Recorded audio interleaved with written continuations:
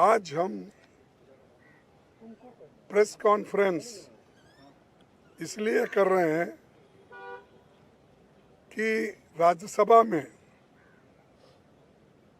सरकार हमको बोलने नहीं दे रही।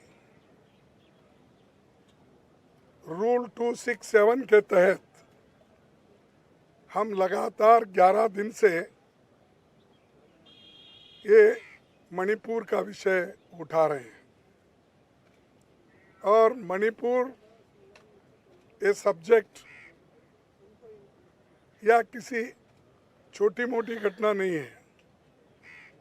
ये तो देश का बहुत बड़ा एक घटना है और खास करके हम ये चाहते थे कि प्रधानमंत्री जी सदन में आए, अपने विचार रखे, क्योंकि सिर्फ होम मिनिस्टर का सवाल नहीं है और जो चीज़ें प्रधानमंत्री के अधीन होते हैं, जो सूचनाएं उनको मिलती है, वो सारी सूचना होम मिनिस्टर को नहीं मिल सकता, उसमें लिमिटेशन है। लेकिन यहाँ पर सदन में प्रधानमंत्री आकर बात करने के लिए तैयार नहीं है। वो इलेक्शन प्रचार में है, राजस्थान जा रहे हैं, मध्य प्रदेश जा रहे हैं, छत्तीसगढ़ जा रहे हैं और आज पूना में है। और ऐसी कौन सी बड़ी वहाँ पर इवेंट है कि पार्लियामेंट छोड़कर वहाँ पर जाते हैं और अपोजिशन पार्टी के खिलाफ भी बात करते हैं। कहीं भी जाने दो, अपोजिशन पार्टी को टोकते हैं। और जो व्यक्ति, जो प्रधानमंत्री सदन में रहकर जवाब देने के बजाय ये बाहर जवाब देते हैं, बाहर हमको टीका टिप्पणी करते हैं। अरे भाई, आप सदन में आओ, अपनी बात रखो, हम भी उसको उत्तर देंगे, हम जवाब देंगे। We'll answer to all your questions. But he is going outside and telling. Just he is taking advantage all these things to make election propaganda.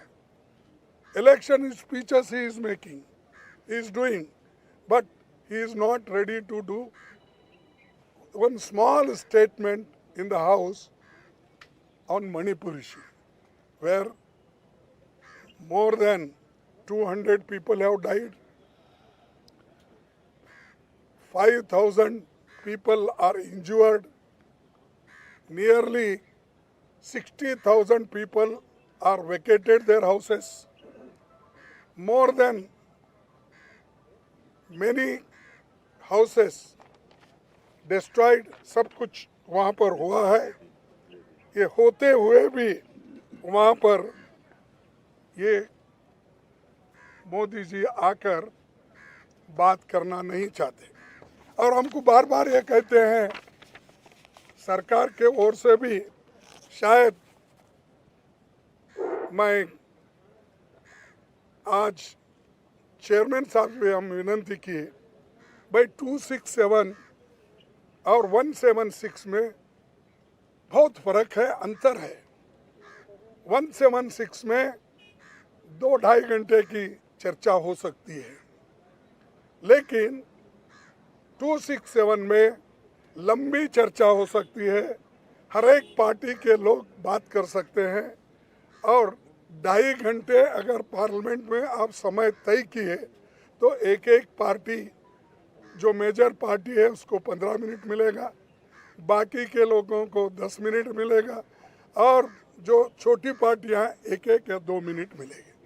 आप बताइए, इतनी बड़ी घटना, इतने लोग, एक तरफ स्त्रियों का नंगा परेड हो रहा है, मार रहे हैं, दुकान जल रहे हैं, मोटर कार घर जल रहे हैं, ये सब कौन करा रहा है? और वो कहते हैं कि अपने होम मिनिस्टर 3 दिन वहाँ थे। अरे भाई, 3 दिन वहाँ अगर थे मणिपुर में फिर ये समस्या को सुलझाया क्यों नहीं, अभी बढ़ रहा है क्यों, ये हमारा उनको पूछना है और उसका उत्तर क्या मिलता हमको वो भी देखना है। तो इसलिए दोस्तों, हमेशा मीडिया में ये कन्फ्यूजन कर रहे हैं कि वो तो चर्चा के लिए तैयार है लेकिन अपोजिशन पार्टी तैयार नहीं है। अरे अपोजिशन पार्टी तो तैयार है, इसलिए 11 दिन से हम सतत कोशिश कर रहे हैं। पहली बार 65 लोग एमपीज 267 पे नोटिस दिए, इससे बढ़ के क्या होना है। इतिहास में इतना बड़े संख्या में जो नोटिस दिए हैं, मैं समझता हूँ ये पहली बार है। In spite of that they are not worried, क्योंकि उनके पास मेजॉरिटी है, बुलडोजर लगा रहे हैं और हमेशा यही बात करते हैं कि देश आगे बढ़ रहा है, लेकिन इसको पीछे ढकलने वाले वही लोग हैं। तो इसीलिए आज हम जो चीज़ें वहाँ पर रखना चाहते थे तो चंद चीज़ें रख नहीं पाए, और वो हमेशा ये कहते 267 कभी भी चर्चा में नहीं आया। सदन में वो चेयरमैन साहब को भी वही बताया गया उन्होंने, लेकिन हमारे पास आंकड़े हैं।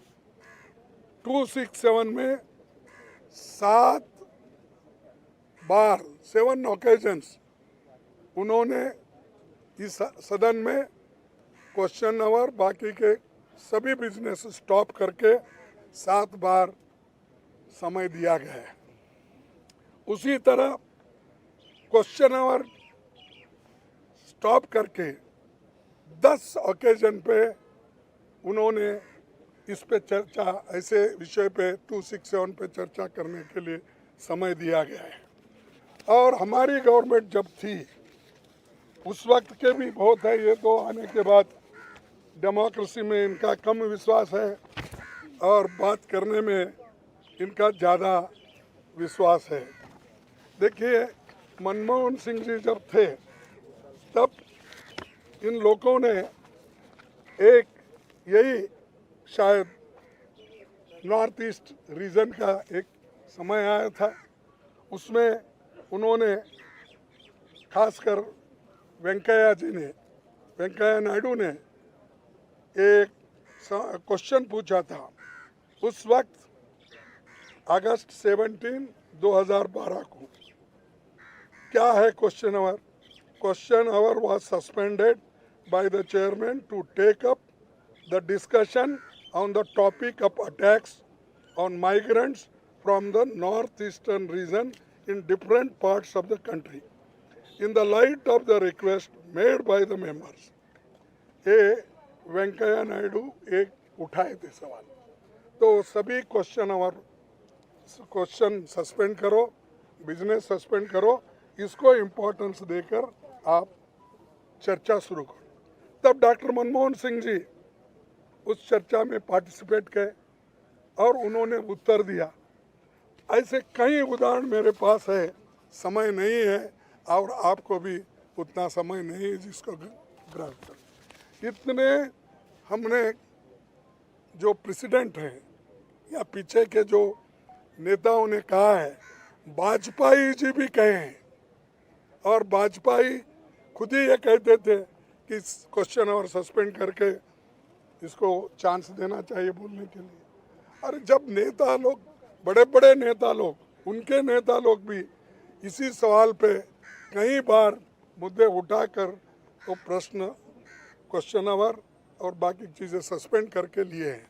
तो ये आज यहाँ पर हमको धमकाया जा रहा है और हमको कहा जा रहा है कि अगर आप बार बार ऐसे उठे तो आपको बड़ी शिक्षा मिलेंगी। ये कौन कर रहे हैं? चेयरमैन के मुंह से सरकार करवा रही है। सरकार अगर ये बातें नहीं करती तो नहीं होता था।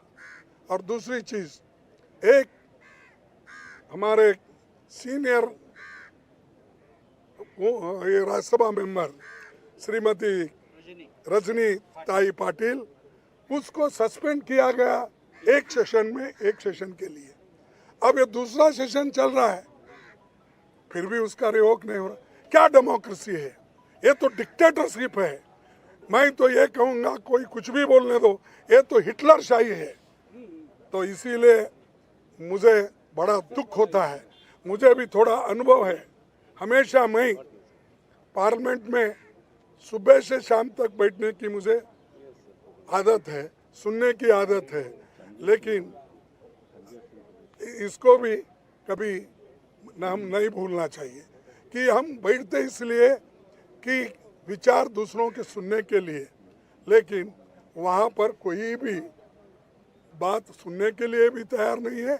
और जब हम बात करने के लिए उठते हैं, वो अपोजिशन पार्टी की बात को वो अपोज करते हैं और रूलिंग पार्टी वाले उठ के चिल्लाते हैं, नो मैं और मेरा माइक बंद करते हैं। बोलने के लिए इजाज़त तो एक बार कहते हैं, 10 सेकंड में मेरा माइक बंद होता, कैसा होता? उससे हमसे क्या नुकसान है? मैं तो समझूंगा ये मेरा अपोजिशन पार्टी लीडर को वो एक अलग नज़र से देखते हैं। ये तो अपमान है मेरा। और अपोजिशन पार्टी के नेता को आप अपमान एक तरफ करते हो, दूसरी तरफ आप सदन में बैठ के बोलते हो कि राज्यसभा के नेता और अपोजिशन पार्टी के नेता ये सभी मेरे को बराबर है। और ये भी कहते हो प्रधानमंत्री और पूर्व प्रधानमंत्री ये सभी लोग मेरे लिए उनको हमने प्राथमिकता देते हैं। तो कहाँ प्राथमिकता है? सही क्वेश्चन पूछे तो भी वो लोग देते नहीं। अब हाल ही में रूल्स के मुताबिक ही संजय सिंह ने सवाल उठाया था, तो वो सिर्फ वेल के अंदर आकर वो पूछ रहे थे, उनको भी सस्पेंड किया गया है। तो ऐसी चीज़ें आज सरकार कर रही है और इसका मुकाबला हम करते रहेंगे। इंडिया पार्टी डरने वाली नहीं है। डर के भाग जाने के लिए इंडिया पार्टी नहीं बनी। मुकाबला इनका करेंगे, इनको हराएंगे 2024 में। और जो कुछ भी हमारे ऊपर वो अन्याय कर रहे हैं, करने दो। हम तो लोक हित में काम करने वाले लोग हैं। लोकतंत्र के लिए और संविधान के बचाव के लिए जो कुछ भी हमको कुर्बानी देना पड़ेगा हम देंगे। नमस्कार।